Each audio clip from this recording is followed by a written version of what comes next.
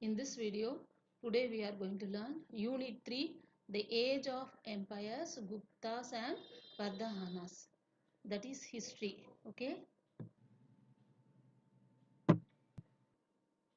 Okay. Learning objectives. That is to know the establishment of Gupta dynasty and the empire building efforts of Gupta rulers. Next point, to understand the polity, economy and society under Guptas. Next, to get familiar with these contributions of the Guptas to art, architecture, literature, education, science and technology. Next, to explore the signification of the region of Harshavardhana. These points now we are going to learn one by one.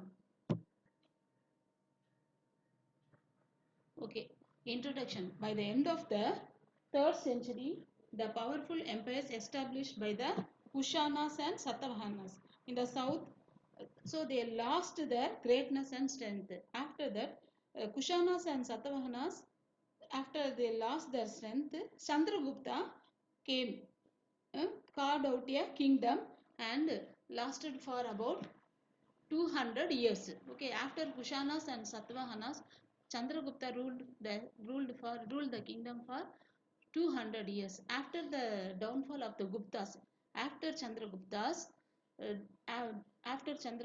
for they ruled for nearly 50 years. Okay, Harsha, see, after the Guptas, thereafter and inter Nigam of nearly 50 years, Harsha Vardhana ruled North India from 606 to 647 AD. Okay, first Kushanas and Satavahanas, next Chandragupta, next Guptas. After that Harsha of Vardhana, they ruled from 606 to 647 AD. Okay, then sources, archaeological sources were found during their period. That is gold, silver, and copper coins issued by Gupta rulers. Gupta kings issued these coins. Then Allahabad pillar inscription, okay, calvertical inscription of Samudragupta. Samudragupta's in the inscriptions, everything was written in the Allahabad pillar. Then Mehurli, iron pillar inscription. Then Udayagiri cave inscription. In Udayagiri cave inscription, that is Madura stone inscription and Sanchi stone inscription of Chandragupta II. It was made by Chandragupta II. Then Pitari pillar inscription of Kanda Gupta. Then next, the Gadwa stone inscription. It was found through the archaeological sources, Chandigal.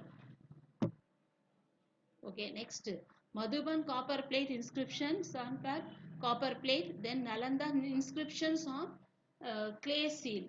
Next, literary sources, that is Ilakiam. See these books, Vishnu, Marsya, Vayu and Bhagavata, Puranas and Niti Sastras of Narada. Okay, Narada only wrote this. Then Vishagadatta, Devi Chandraguptam and Matra Rakshasa and Banas Harshacharita. Bana wrote Harshacharita. Then dramas of Kalidasa. Okay, he made so many dramas written by him. Then accounts of Chinese Buddhist monk. That is from China also some saints came. Monk means saints. That is his name is Fahim, who visited India during the region of Chandragupta II. So the king Chandragupta, when he was ruling, at that time only this Buddhist monk came to India. His name is Fahim. Then Harshas wrote Ratnavali, Nagananda and Priyadeshika. Harsha's books these are. Then Hyanstam Siyuki, he wrote these books during the period of these kings, okay, when they were ruling India in the south and north.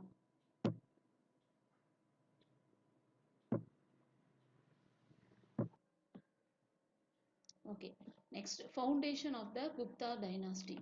That is Sri Gupta is the founder of the Gupta dynasty. He only started this Gupta dynasty. That is Sri Gupta. Then he is believed to have reached over parts of present day. That is in Bengal and Bihar. Then he is the first Gupta ruler. He is the first Gupta ruler featured on coins. Okay. Then he was succeeded by his son Ghatakacha. Okay, so after this Gupta, his son, that is Ghatakacha, he only ruled. Then both of the kings were mentioned, their names are mentioned as Maharajas in inscriptions in Kalvattikal. Their names were mentioned as Maharajas.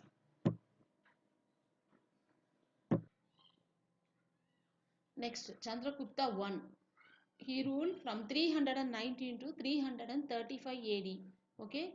So Chandragupta I married Kumara Devi. She belongs to the powerful family of Lichavi family. So he married Kumara Devi. Chandragupta I married Kumara Devi. Okay.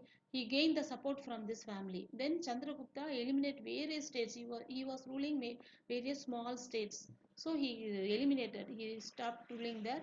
He cancelled that and he came states in North India, small states in North India, and crowned himself.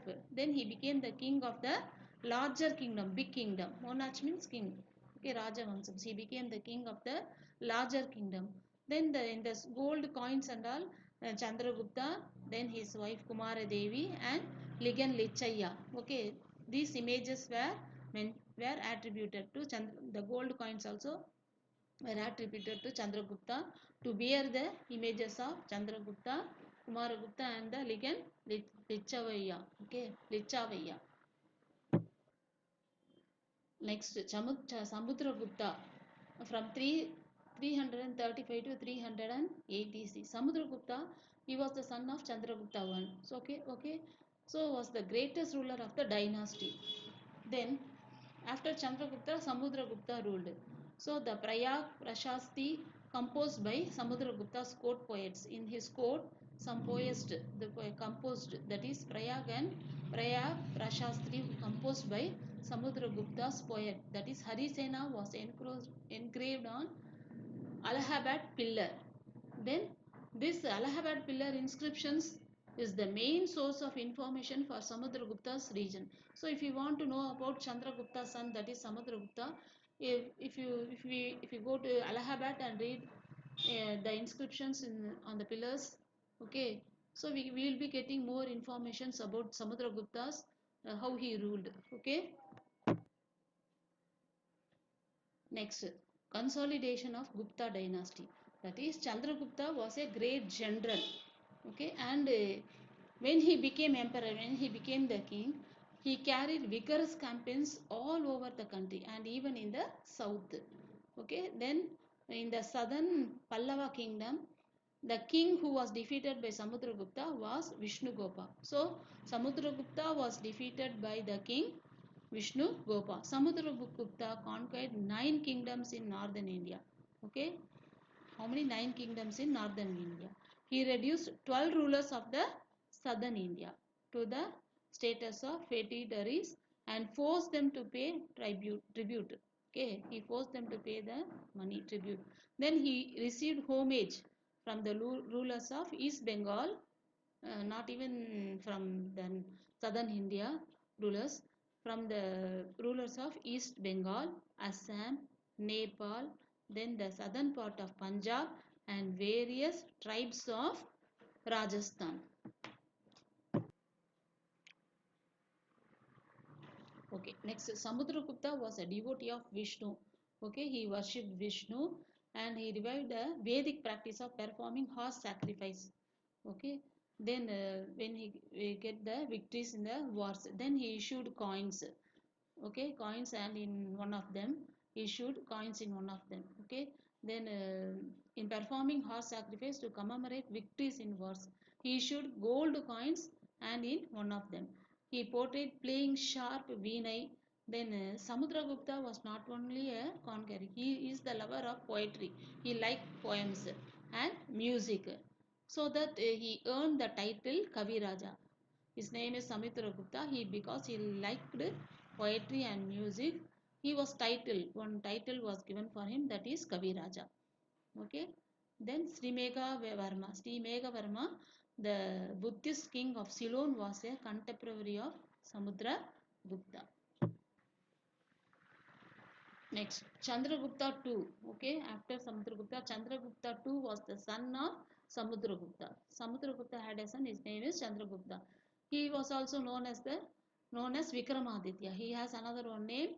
Chandragupta II has another one name. that is Vikramaditya. He is the son of Chandragupta. Then he conquered western Malwa, Gujarat by defeating some kings, that is Saka rulers. He defeated Saka rulers. Then he had friendly relationship, that is he maintained friendly relationship with the rulers of southern India. Okay, southern India, uh, those who are ruling in southern part of India, that kings and all, he made friendship with them. Okay, then the iron pillar near Qutub Minar, near Qutub Minar, one iron pillar is there, is believed to have built by Vikramaditya. So Vikramaditya only built the iron pillar near, it is near Qutub Minar. Then Fahin, a Buddhist scholar from China. Already in the points we learned. So he came from China. His name is Fahin. So he visited India during this period. Okay. Then Vikramaditya is said to have assembled the greatest writers and artists. That is Navaratna, nine jewels. Okay. So in his court, when he was ruling, when he was king, Vikramaditya. Okay. So at that time in his court, Navaratna, nine jewels were written in his court. That is nine persons. Okay. In that Kalidasa is said to be one among them. Kalidasa is said to be, Kalidasa also was in his court at that time. He also participated with the nine jewels to write that Navaratna. Okay, that is called nine jewels. Okay, Vikramaditya was the king. So in his court, okay, when he was ruling at that time, these nine poets were there. That is Navaratna in the court of Vikramaditya. That is Kalidasa. He wrote Sanskrit poet. Then Harisena, Sanskrit poet. Amarasimha, lexicographer. Then Dhanavantri, physician. Then Kahapantaka, astrologer. Sanku, architect. Varahamihara, astronomer. Varuchi, that is grammarian and Sanskrit scholar. Okay, then Vittabhatta, magician. Okay, they were present during his period. Then surnames for Chandragupta II, surnames, that is Vikramaditya, Narendra Chandra, Himha Sandra, then Narendra Simha, Vikrama, Devaraja, Devagupta and Devasti.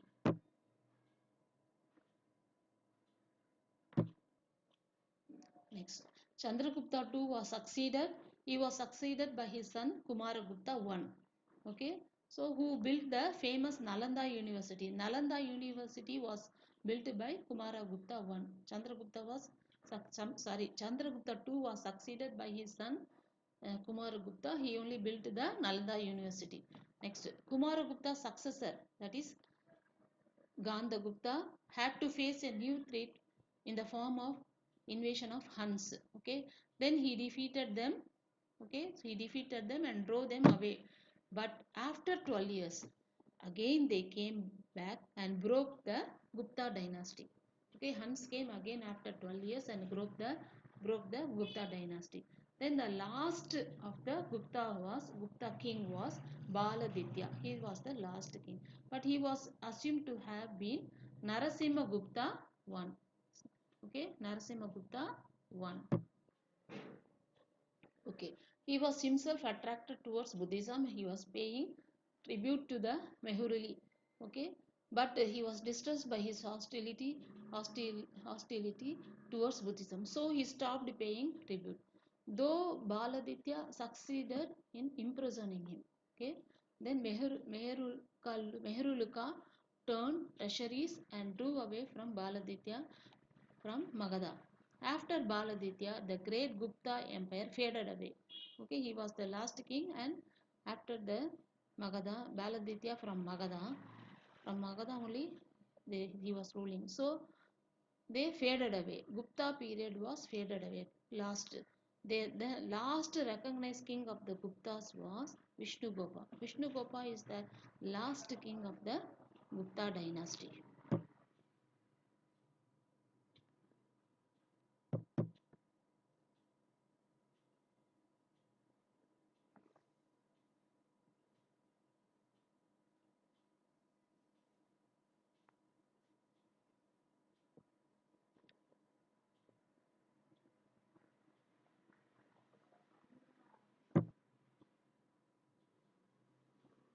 Okay, next Gupta policy.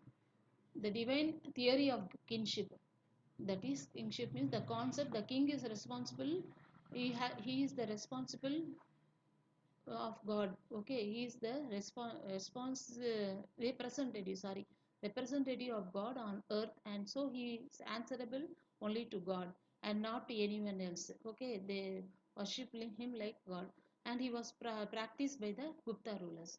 So the Gupta kings wield enormous power in political and next administrative also, then military, then judicial spheres. Then the Gupta was assisted by a council of mantris. In the Gupta period, mantris also helped the king. Assisted, he will be assisted by the mantris. They help the Gupta kings.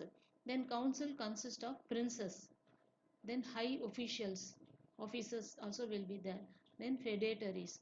Then a large number of officials were employed by the Gupta ruler to carry on the day-to-day administration of the country. So everything, he wants to know the details what is happening in the country, so every day they will be giving the information about the country to the king. Then high ranking officials, high ranking, okay, they high ranking means they are equal to the king, that much power they have. They were called Danda Nayakas and Mahadanda Nayakas. So these two names were given for the officials, that is high ranking officials. Okay, so in his court, mantris, princes, officials, high officials and feudatories, and a large number of officials were employed by the Gupta rulers. He employed so many persons to rule the king in a peaceful way. By this he will be getting all the informations and solving the problems through this people. Okay, this is the first part of the lesson, that is the age of empires, Guptas and Vardhanas. Then in the next part, the next I will teach you. Okay, that is society and economy, that we will learn in the next part.